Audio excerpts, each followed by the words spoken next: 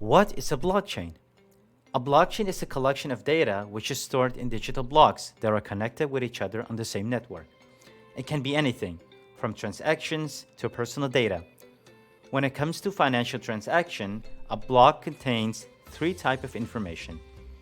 Number one, the sender. Number two, the receiver. And number three, the amount of digital coin. For example, John pays Samantha 50 bitcoins.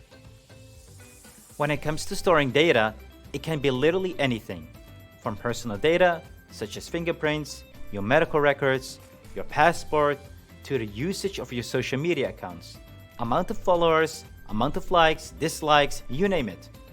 So a block is just a collection of records. It can only store a limited amount of information in a block. So in order to store all the information on the chain, we need to form more blocks. This will form into a block of chains, hence the name blockchain. For example, in the Bitcoin network, a block can only store up to 2,000 transactions per block. When the block is full, we add them to the network, where all data is being stored.